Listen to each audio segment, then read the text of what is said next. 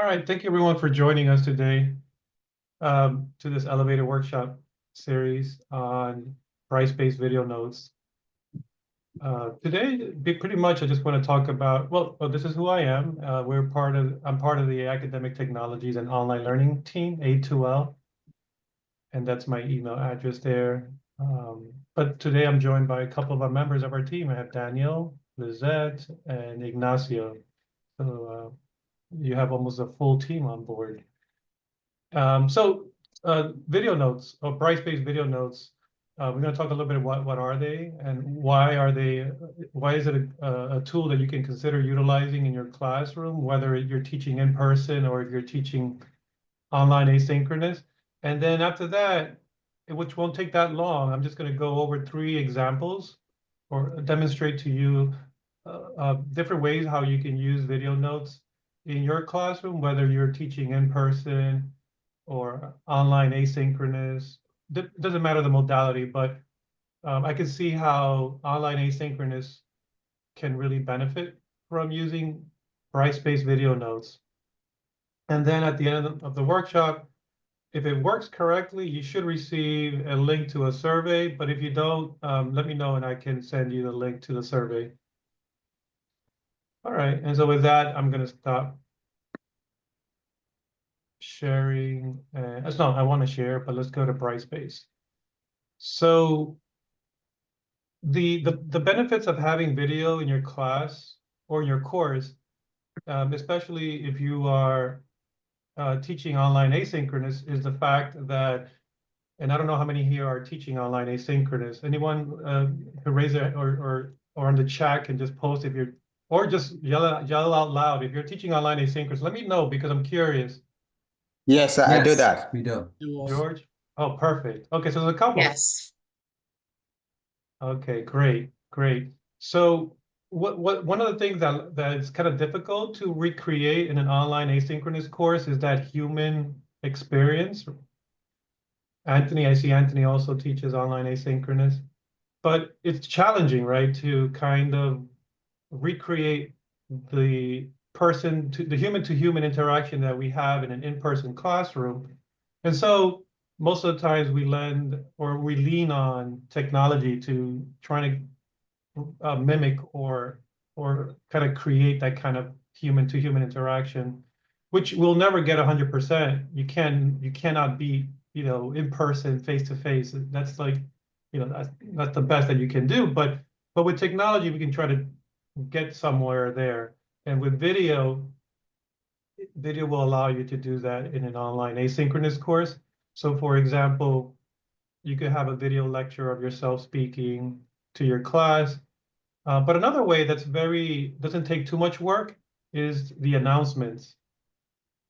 And with teaching online, RSI, which stands for regular substantive interaction, is something that is very important, right? Because you want to, if you're a student and you pick yourself in an online asynchronous course, you want that interaction. You want to know that your teacher is present. There's a teacher presence there, right? And that if you have a face to the name and you have a voice to the name, study shows that the relationship between the professor and the student can be a much better relationship if they have a face to your name and they can hear your voice, right?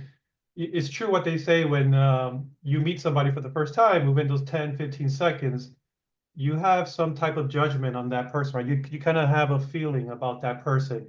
And so when teaching a course, if you have that interaction as possible to face-to-face interaction, the more positive that relationship can be.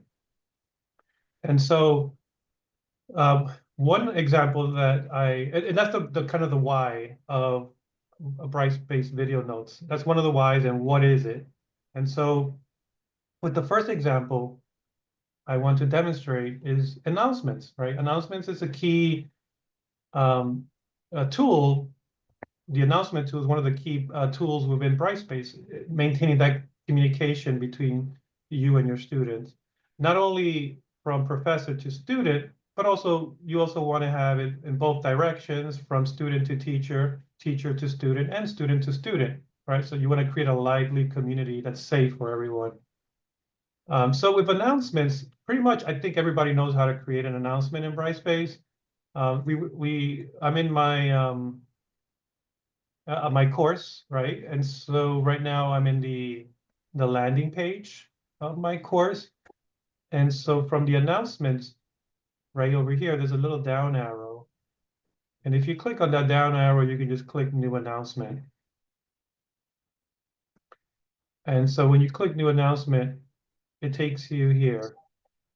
And one of the requirements that, or I don't want to call it a requirement, but one of the things that we highly suggest for a professor to do is to have a welcome video, right? So that therefore you can introduce yourself to your students. They can see either your photo or your video. They can hear your voice, right? And kind of, again, recreate that interaction between two human beings.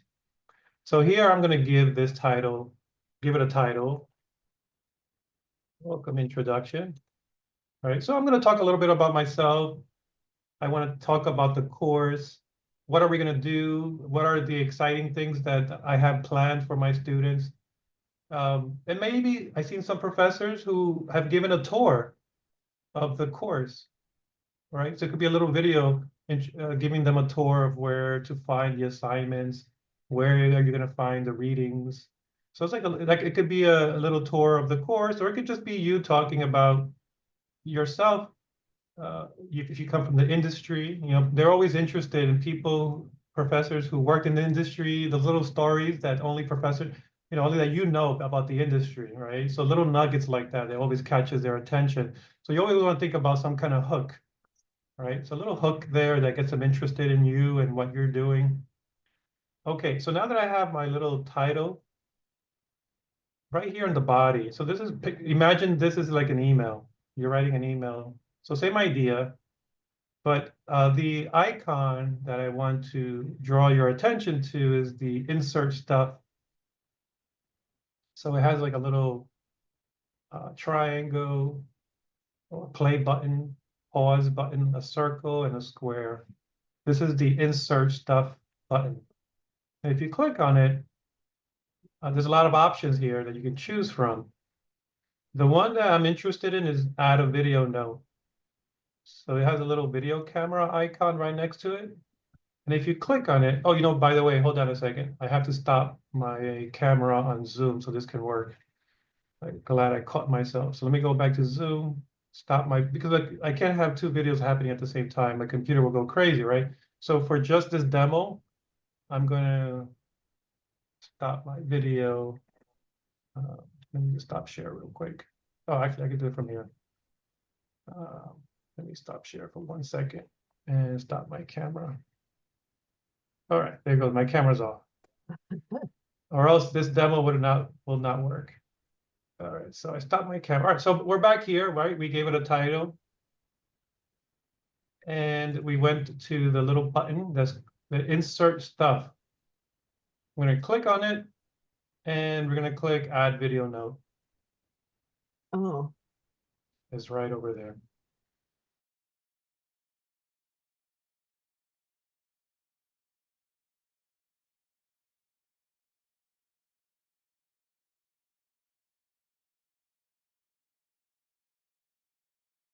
We can't hear you right now, just in case.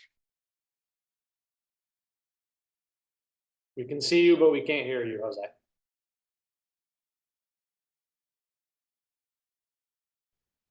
from a technical Okay. standpoint, it's probably for the same thing that he couldn't share his camera with, Oh. because he's using it, his audio record. and video is being used by Yeah. the program. All right, so there goes that. But let's see. Let me try one more time. Let me know if my audio goes away. Can you guys hear me now? Yes, we can. Thanks. Yes. Oh, okay. So okay, that worked. All right. So from here, you have several choices. You can upload a video that's pre-made if you have some type of video that you want to share. And by the way, what I was saying when I was mute was I was embarrassed because my background's kind of messy. I would have cleaned up the background. So when you're going to record, you want to make sure, number one, that you have a nice background and it's not too noisy. You don't want to film in a corner of a busy street where all the sirens are going off. So those are two things you want to consider. You want to consider that your background, you're in a nice place, you're well lit, you're not backlit, like there's a light coming in, there's a silhouette of yourself. So these are some considerations that you want to take into consideration is you're well lit and there's a quiet place that you can record. Now, the other option that you have over here is you can choose to only record audio. If for whatever reason you don't want to show your video, you can flip this over and just say only record my audio. The other thing to take into consideration is that there's a limit of 30 minutes, and you can see that right here on the right-hand side. So, which is a good thing, you know, we don't want to have, studies have shown that videos should not be too long, that students lose interest in the video. Okay, so I'm going to do my welcome video. I think I'm ready. I think I have something in mind that I want to say to my students. And let's see how it goes. So I'm going to hit the new recording. Oh, by the way, if you're doing this for the first time, you might get a little pop-up on your browser that will ask you for permission to allow your webcam and your microphone. So you might have to just say accept those two permissions on your browser. Okay, I already have done that, so I'm ready to record. I'm going to hit the new recording. Hello, students. Welcome to my course, English 1001. This is going to be a quick introduction of myself. My name is Jose Diaz. I'm going to be your instructor today, and we're going to have fun with video notes. All right, so then, you know, so it kind of plays it right back for you automatically. And you can, and you know, you might hate hearing yourself. Sometimes I don't like hearing my own voice. So, but you're gonna have to listen to yourself and see if you like it or not. And if you give it a thumbs up, you're just gonna hit next. Any questions so far at this point? What if we don't like the video? Do we click on back? You can just hit new recording, and then it will just erase the first recording. Okay. And then start over again. Unfortunately, there is no editing in this tool, so it's a one-shot deal, right? You're gonna have to get, and it's okay, right? Because the more you try, the more you do this, the better you're gonna get at it, right? And so it's always best to just loosen up a little bit. Sometimes I do my jaw exercises. You know, you do like 10 jaw exercises because I don't open my jaw too much sometimes. I realize that and I mumble. But yeah, it's a great question. Let me ask you a quick question. We have the option of uploading a video file. I don't know if could I use Camtasia to make a introduction to course as I capture the screen, clicking on the buttons, where it's what and how it is, and then upload it here today. Yes, that should work. You know, as you save your file as an MP4, you can then upload that here. At the end of this workshop, I could probably spend a little bit more time on those. That's a little bit more advanced of what we're covering today, but we can spend, and I have Ignacio here from our team, who's one of our video experts. And then we can answer more. That's a little bit more advanced, but we can talk a little more about advanced features such as recording with, let's say, Yuja or Camtasia or Loom. There's many other tools. Even PowerPoint, you can use it to record. And even Outlook, you can use Outlook to record. But we'll talk about that at the end. But thank you for that point. All right, so let's continue. So I like my recording, and I'm going to go ahead and hit next. And now it's going to ask me a title. So here I'm going to call this introduction video.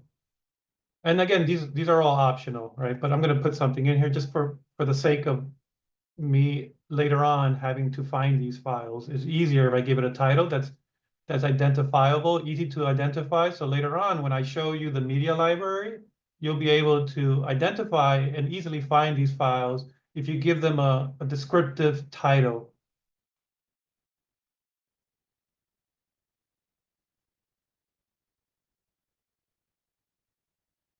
This part here is important if you choose the audio language, because it will auto caption the video for you. And I think this is very important because you want to make sure that our videos are accessible to all students, right? So if you click on this box, automatically generate the captions from audio, it will generate captions automatically for you. So those students who might have some disability impairment or English is not the first language, it can translate. And if they turn on the captions, some students find it easier to read the captions. You'll be surprised how many students will prefer to use the captions as a study material. All right, and then we'll click next to proceed. And the file is currently being processed. It shouldn't take that long because the video I recorded was no more than 10 seconds, I believe. And then what I do is I click insert, the insert button right here below, and that will add the video to the announcement. All right, so now I basically, instead of writing the message or my announcement in text format, I filmed myself, audio and video, and insert that into the announcement. And it's much more of a humanized experience for our students, right? And then from here, I can choose when does this announcement become available, when does it go away, and I can just click publish. So that's the first example, right? So now if I go to the course home, we'll give it a few minutes for the video to process, and we'll come back. We'll let it bake in the oven like they do on those cooking shows, and we'll come back to it later so we can take a look. Oh, there it is. Right, so it took no more than about a minute for it to play. I just want to play real quick so I can show you the captions. So I'm going to cover my ears so I don't hear my voice.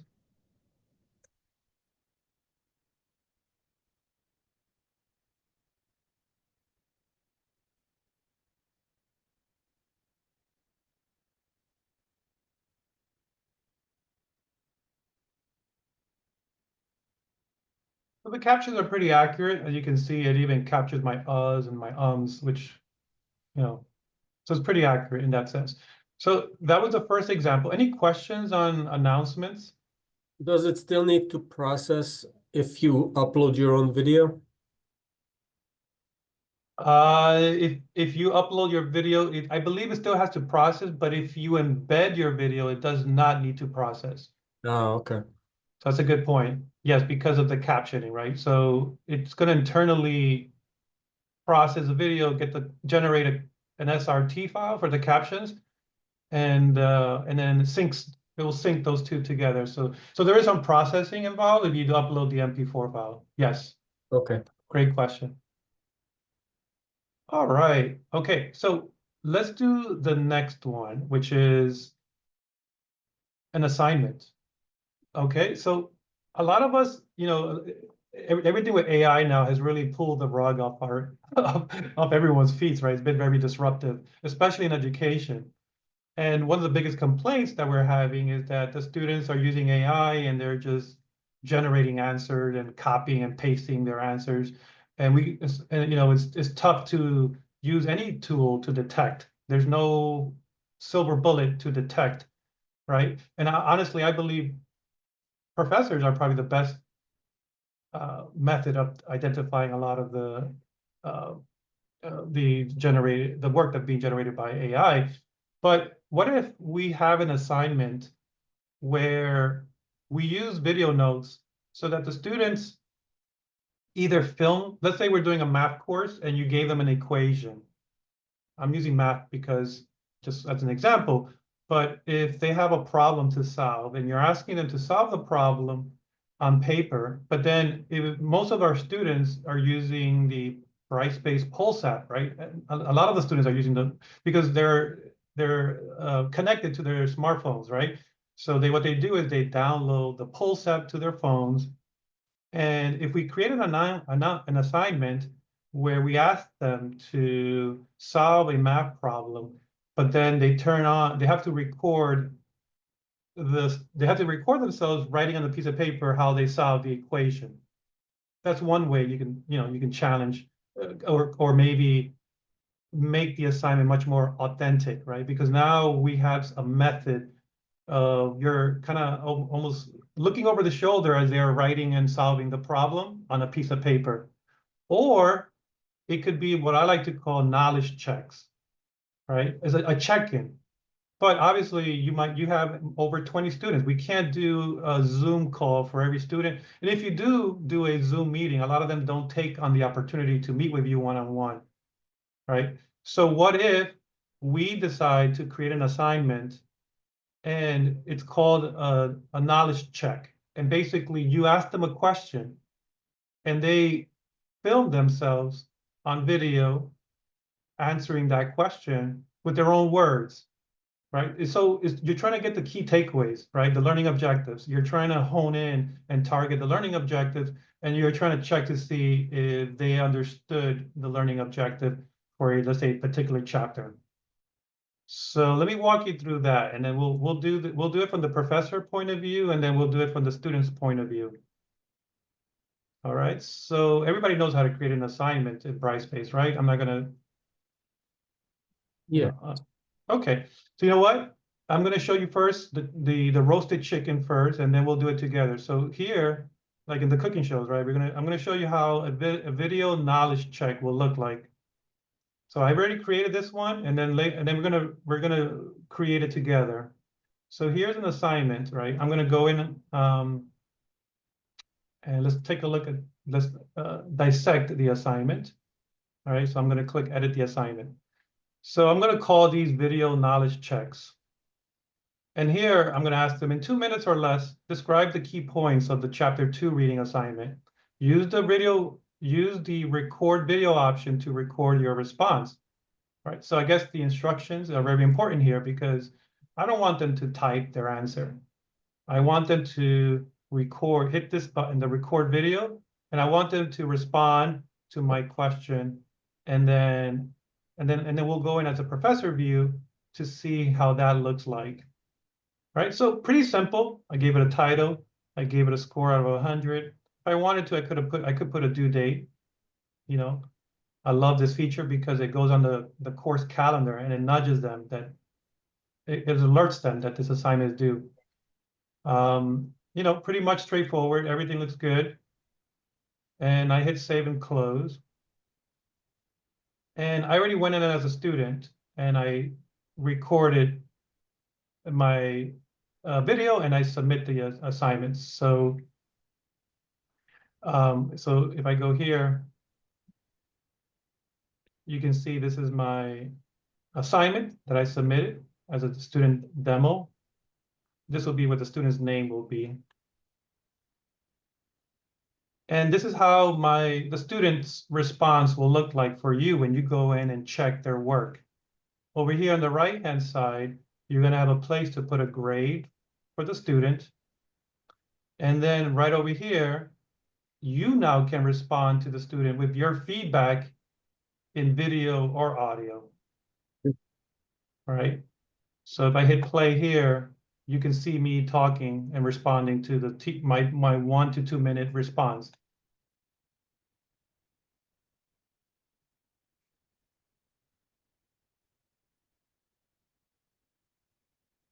And so then here I can give the feedback in video. So it's kind of like leaving each other voicemails, right? You're communicating not in real time, but you're leaving each other videos and communicating that way.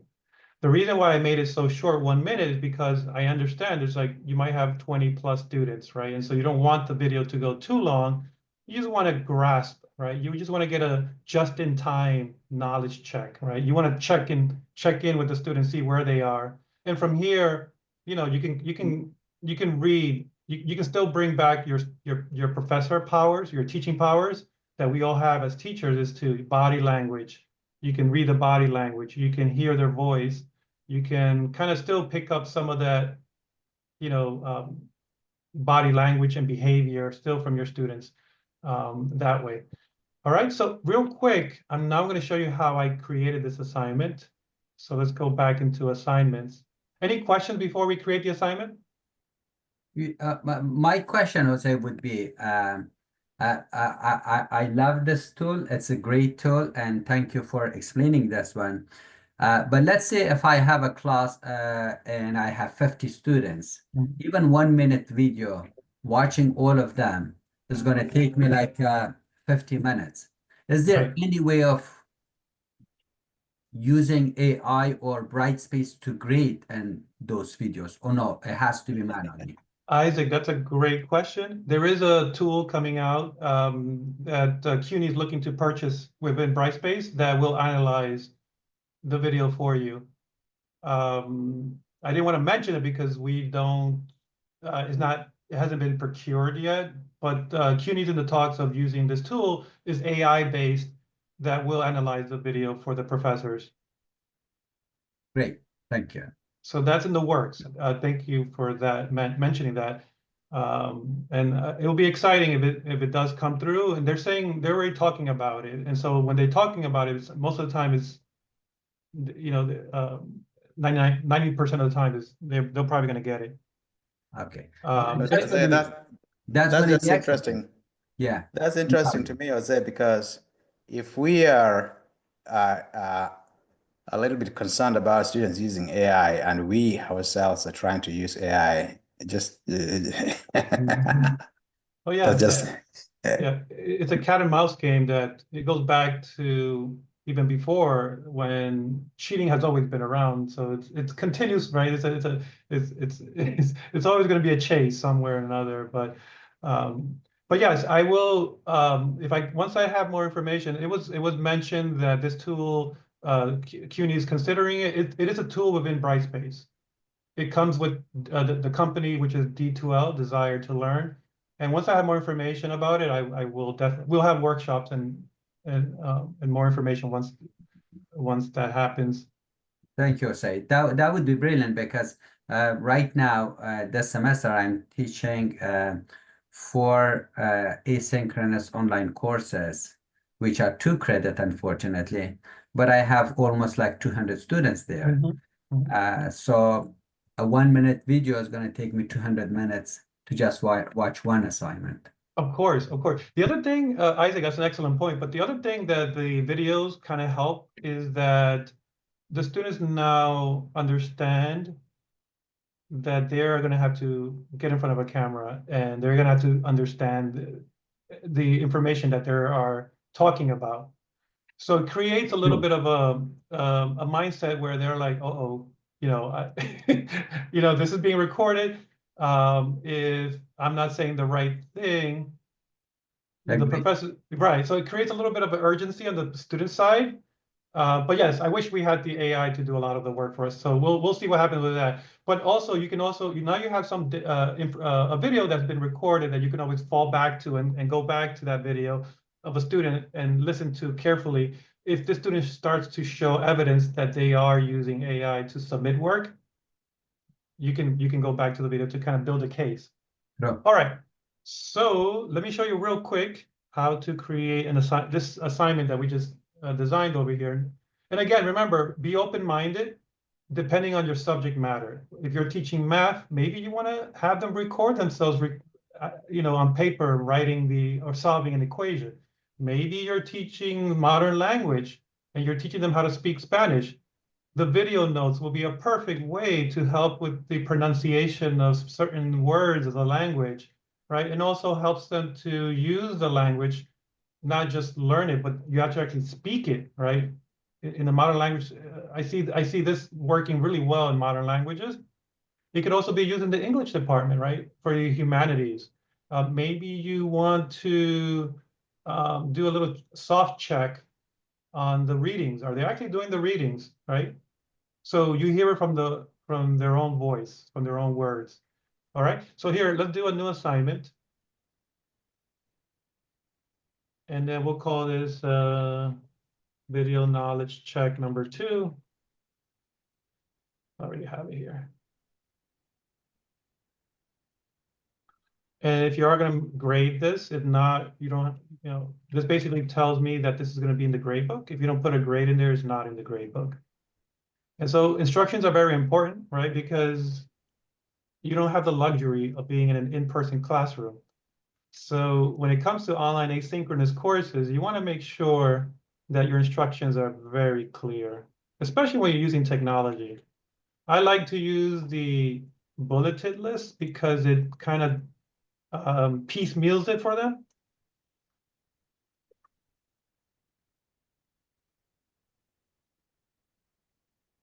For your response, using the record video button, use 1 minute to summarize chapter 2. Read. I don't know. I'm coming up with stuff on the fly here. Make sure click the submit button. Yeah, so I really love the bulleted or even sometimes a number list, right? And students really appreciate this because remember, we're not in the classroom. They don't have the luxury of raising their hands if they don't understand your instructions, right? And so that's pretty clear. I usually go up to 7 steps, clearly, step by step. And I might, again, to break the ice, to make the students feel comfortable in recording themselves, I would record myself to show them that I also have skin in the game. I'm not just asking them to do the video, but I'm also doing the video myself, so they feel like, oh, the professor's doing it too, this is not just for students. So I encourage you to also record your video to the assignment. Okay, I think that's pretty much on this end. Make sure that it's visible, that the assignment is live, or else this happens a lot, and it has happened to me many times, so don't worry. Just be careful if you think your assignment is visible and it's pretty much hidden. So just be mindful of the little button there at the bottom before you hit save and close. All right, so I'm going to hit save and close.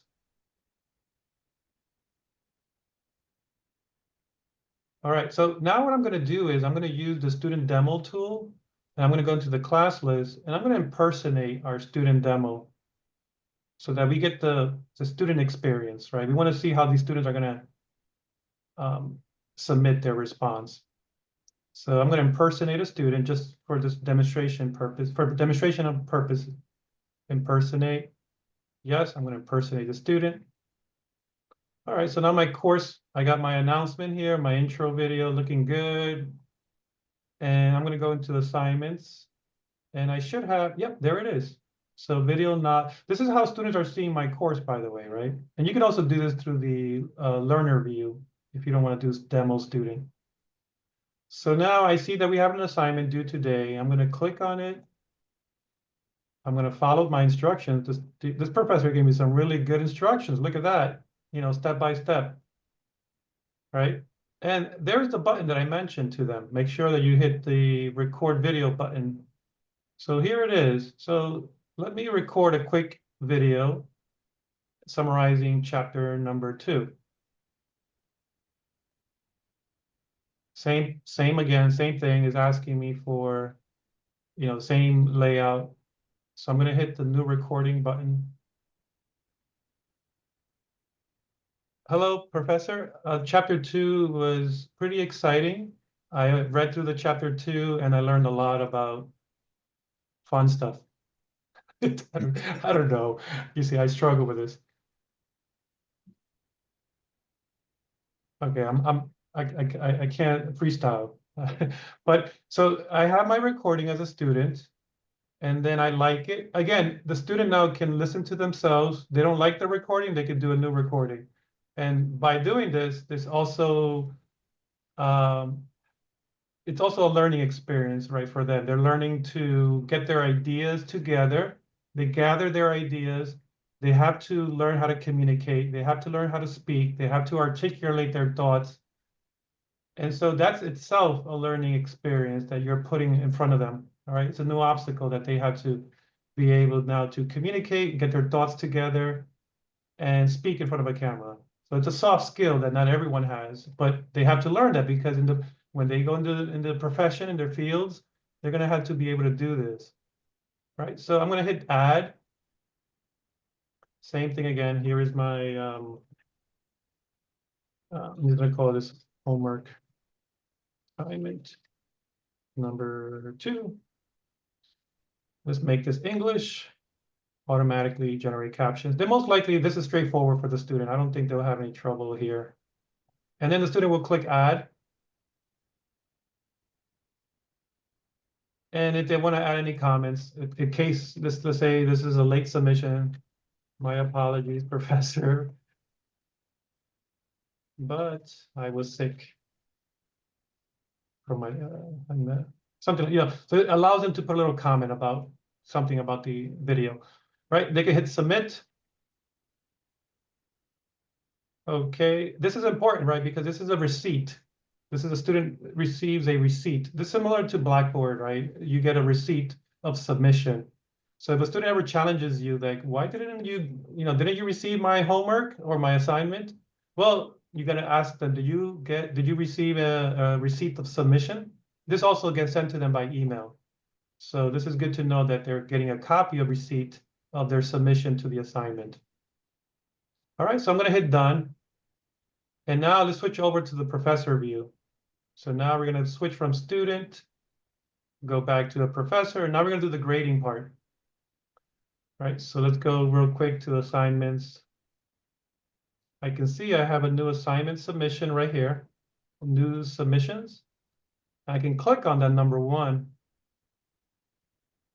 And there we go, look at that. I have a student submitted their homework, right? So now I want to watch the video, but I think it's still processing. Let's take a look, let me check.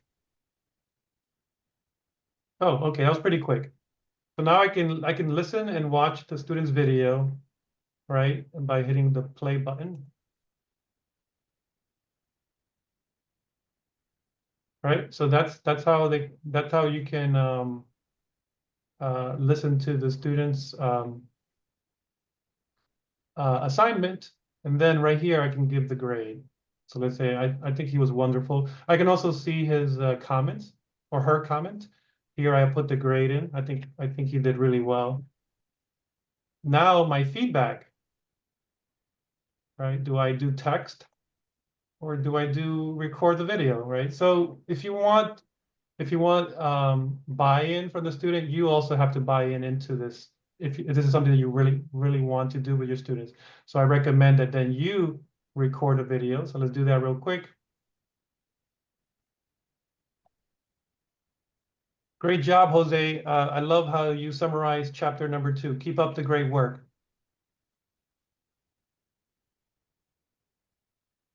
Right, so I always try to be encouraging. I always try to put encouraging words when students are doing the work. I always try to compliment them, give them encouraging words, like great job, good work, keep it up, keep going. Those things really matter to students, right? Especially when they see you talking to them directly, it means a lot to them, right? That, oh wow, the professor took 1 minute of their time to write me a message directly, right? So then I click add. And let me call this number 2 feedback. And let's click add. Okay, and then publish. Don't forget to hit publish, right? Because you're putting the grades in and the feedback, then you click publish.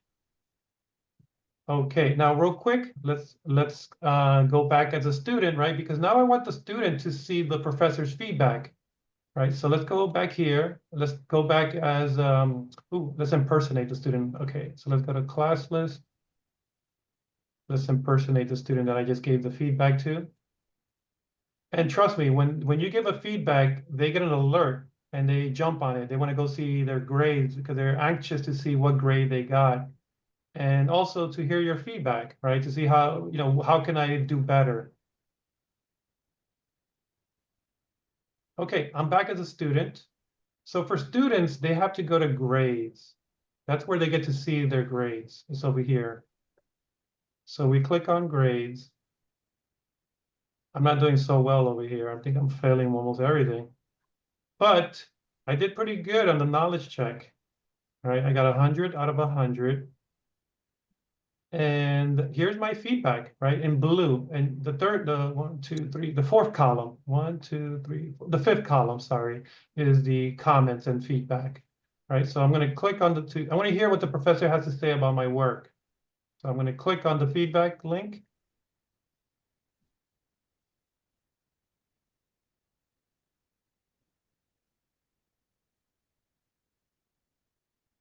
All right, I'm happy about that. The teacher actually took time and spoke to me in an online asynchronous course.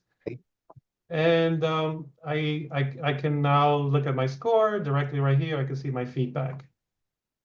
All right. Any questions? I have a question, Jose. This is Sure. Elle from the English department.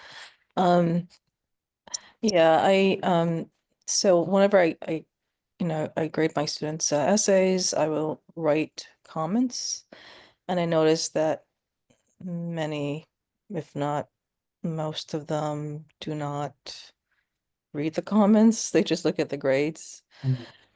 And I beg them to read the comments. Do you have any, I mean, any evidence whether, I don't know, like just do you think that the video, if I record videos, if that might be more impactful, is that more likely to be seen based on yeah, Yeah.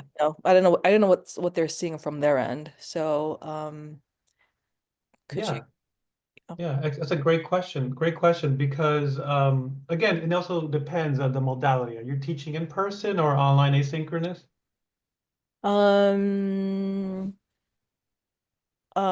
Right now I'm teaching hybrid, and the online part is asynchronous, and when I was teaching asynchronous as well, same thing. So yeah. Okay, I get it.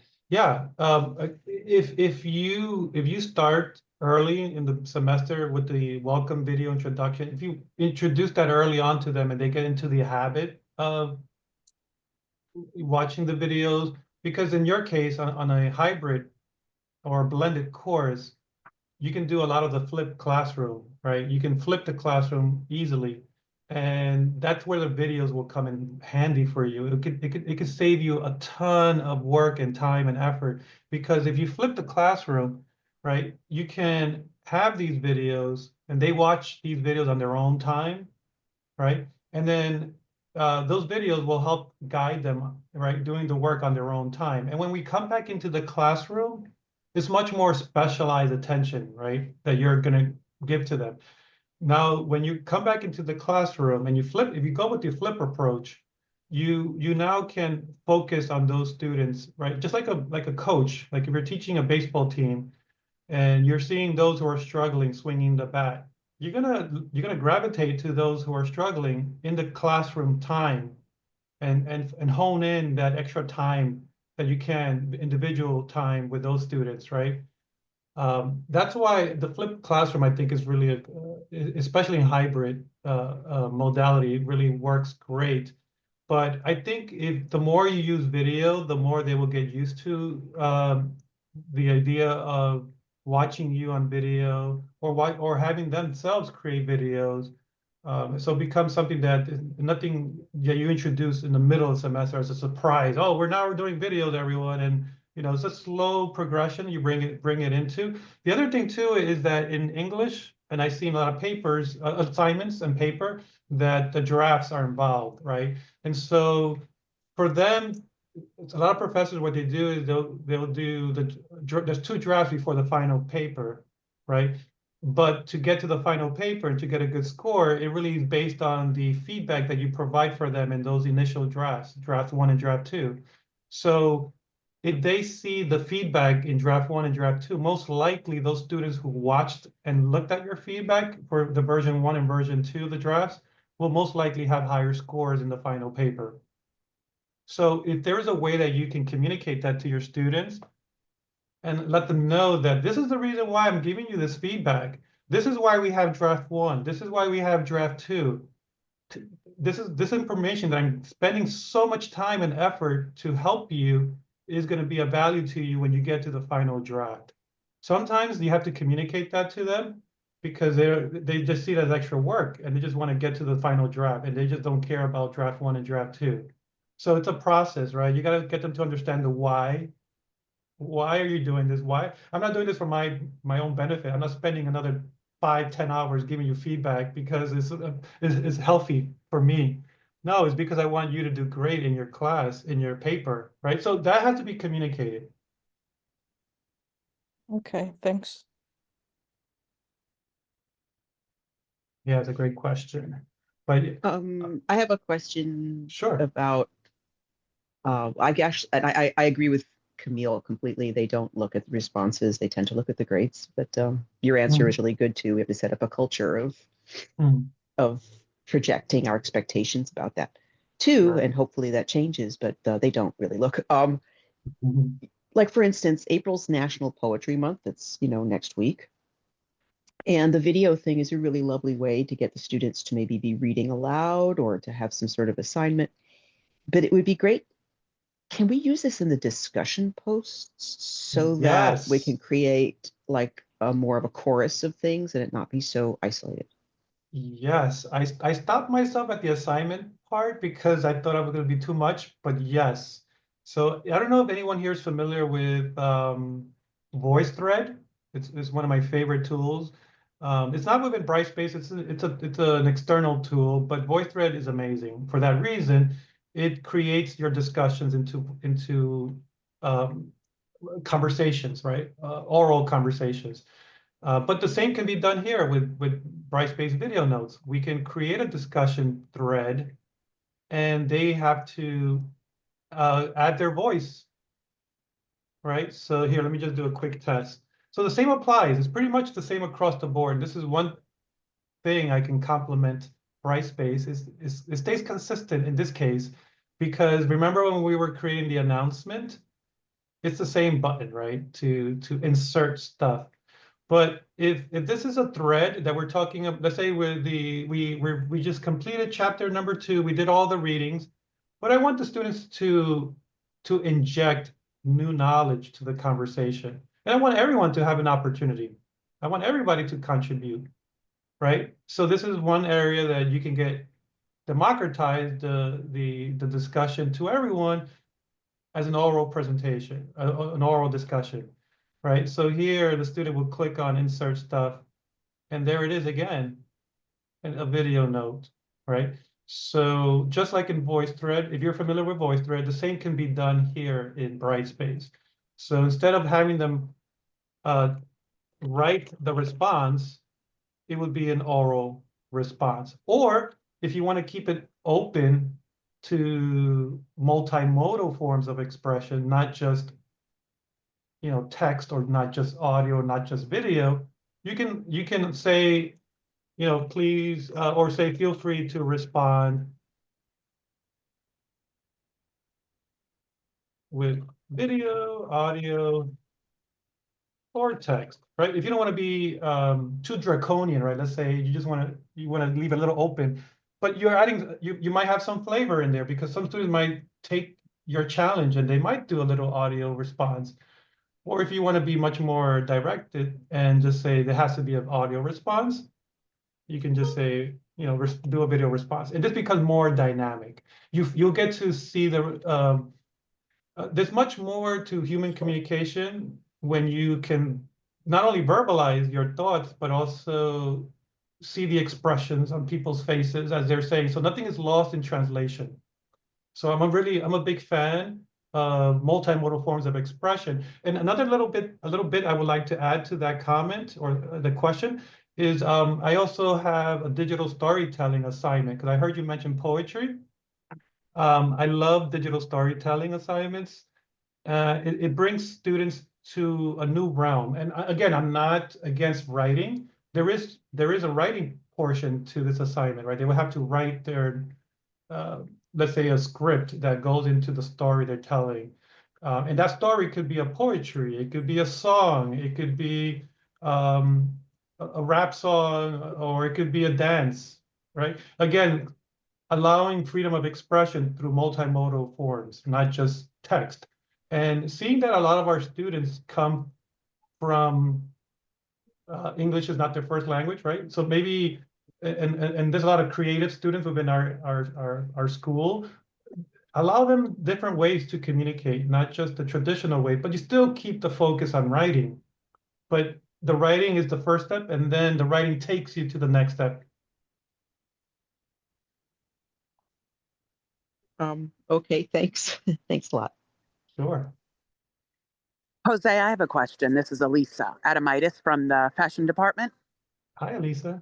Hi, how are you? Good. This has been so informative. I don't know if I missed it because I joined a little late, but I was wondering, could you just upload a video like from Story Television about like biographies or stuff like that? Because I teach a global sourcing class. And when we discuss different things and we go into Cuba or, you know, Panama and stuff like that, I want the students to understand trade agreements and things that were going on, you know, and a lot of it is on Story Television, or, you know, it was A&E biography back then. Is there just a way to post a video to supplement the readings?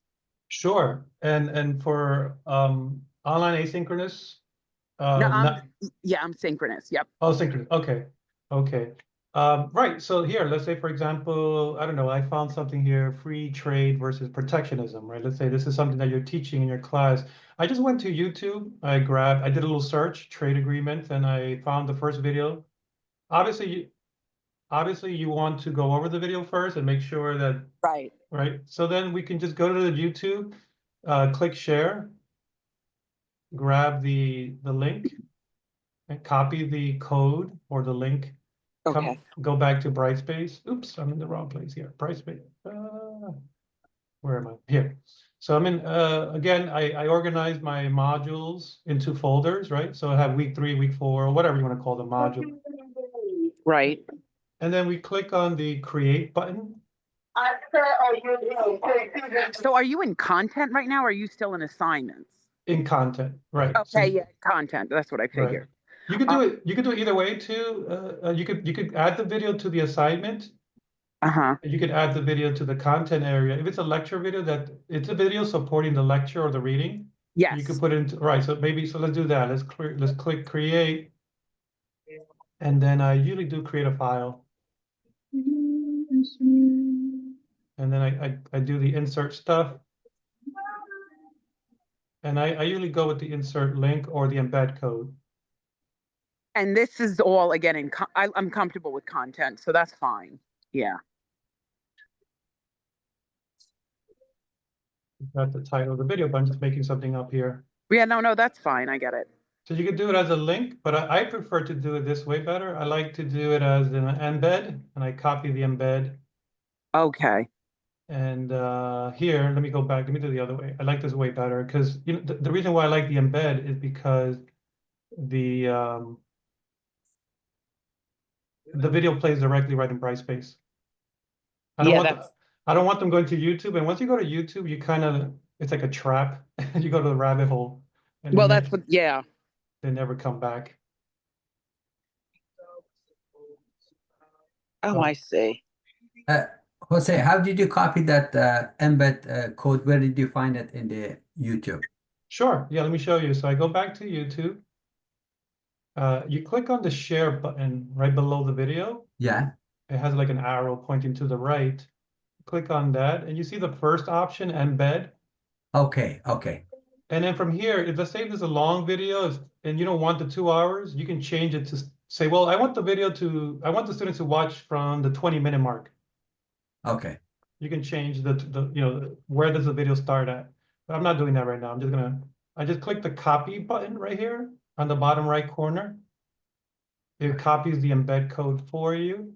Then we go back into, let's put 2 videos, one after the other, right? So I have one video here, and then I'll do another one. Create a file. And the insert stuff again. You can actually do a video note of your video. But here, insert embed code, right? All the way at the bottom, you'll see insert, and then click that, paste, Control V if you're on a PC, Command V on a Mac. Hit next. There's your video. Click insert, save and close. Oh, the title. Thank you. Sure, great question. Thanks for that question. I usually, again, I forgot so much to cover, right? We can only cover so much. But so when the student clicks here, now the video plays directly within Brightspace. Look, you see if I hit play.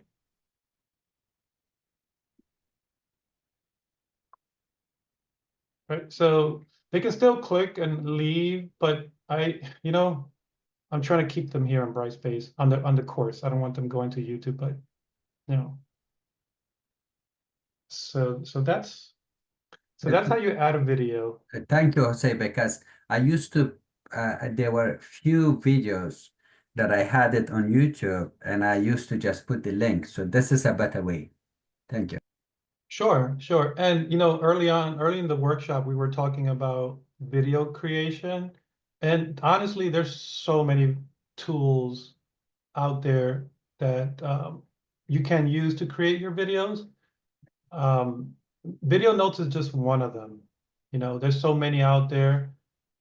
We have Camtasia. There is, I like Loom. Loom is a good one. It's the free tool, I think, gives you about 10 videos, but Loom, Loom, Loom Video. Yeah. I really like this tool. And, with the teacher account, they give you, I think, about, I forget, 15 to 20 free videos. It's one of my favorite tools. You can download it, and that's one tool that you can use. What else? But there's many, right? You can even use Outlook to record videos too. Not many people know that, but you can use Outlook. You can even use PowerPoint to record your videos too.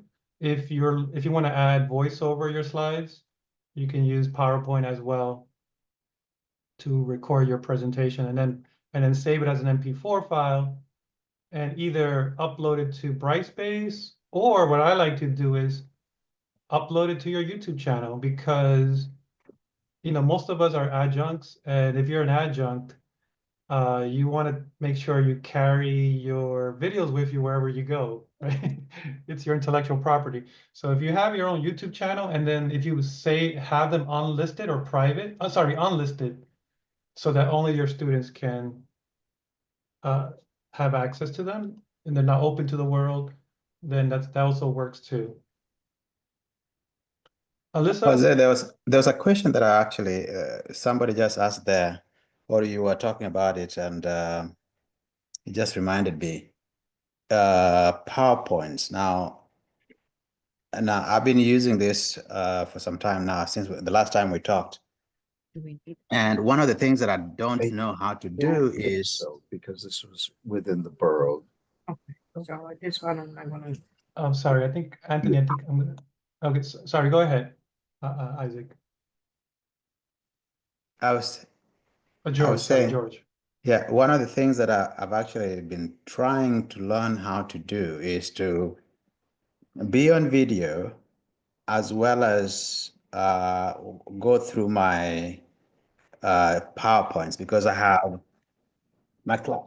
I have what you used to call a long time ago notes, things that I want to teach, and I want to go through the PowerPoints, and I've given the PowerPoints to read, and I realize they don't read that much, so they'd rather listen to me. But now when I'm talking on video, typically I don't cover everything. I summarize.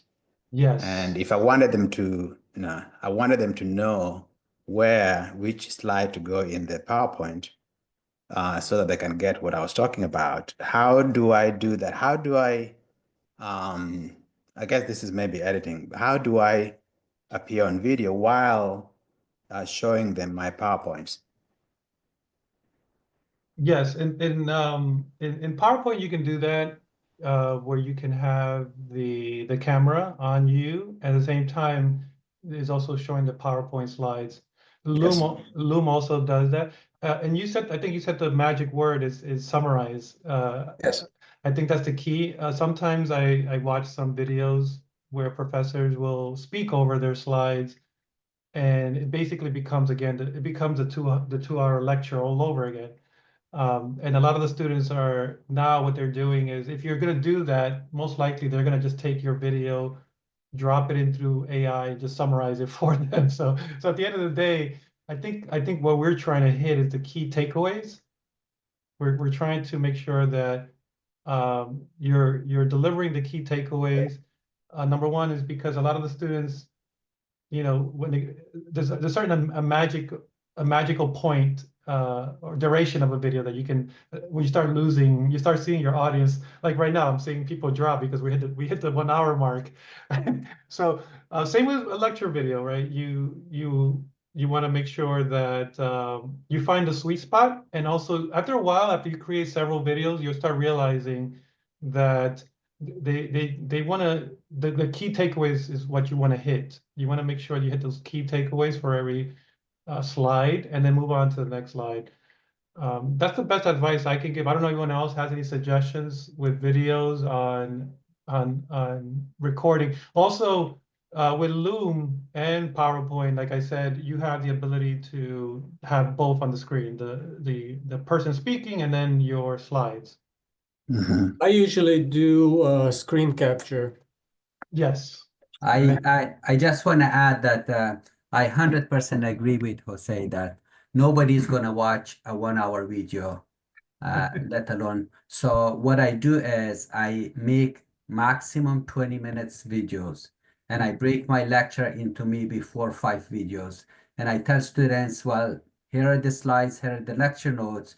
If you have difficulty with this topic, watch this video. If you have difficulty with this topic, watch this video, or watch all 4 videos, 5 videos. So that's what I do. And my best experience was, I mean, Contagious free, not free, but it's offered by CUNY for faculty as a free.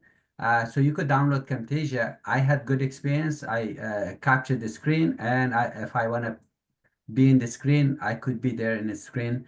And it has a good editing option that you could edit your videos later on. Cut it, extend it, make 2 videos into 1, or split it into 2 videos, and so forth. Thank you, Isaac. I know, Alyssa, you have your hand up, but to add to Isaac's point, I think he answered the $1 million question, and what we call is chunking, right? You want to chunk those videos into small, digestible chunks. That's the goal, and you'll start noticing, just like the YouTubers. If you go on YouTube, you'll see how the transitions are quick, straight to the point.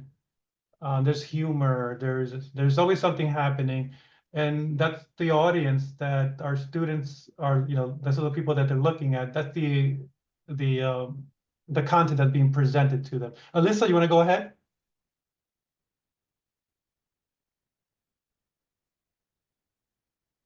Oops, I think Alyssa maybe is muted. No, I'm fine. I'm fine. I heard it all. I should put down my hand. Thank you. You answered my question.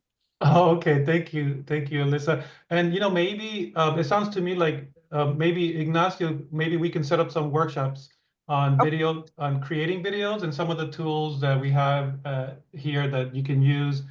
And maybe we can show you how to do maybe talking head videos, or even voiceover slides videos. And so if it sounds to me that if we have an interest in that, we can create maybe a workshop or a series on creating videos for your course. I think that would be fantastic. Yeah, that's great. Thank you. Awesome. Okay, so maybe that could be the next series. We'll do a series on creating videos for either online, asynchronous, or blended, because I think blended learning, hybrid learning, I think lends itself really well to videos and the flipped classroom approach. So, all right, if there aren't any more questions, we'll end here. Thank you all for participating. This was very, very informative. I love the questions. So everyone have a wonderful weekend.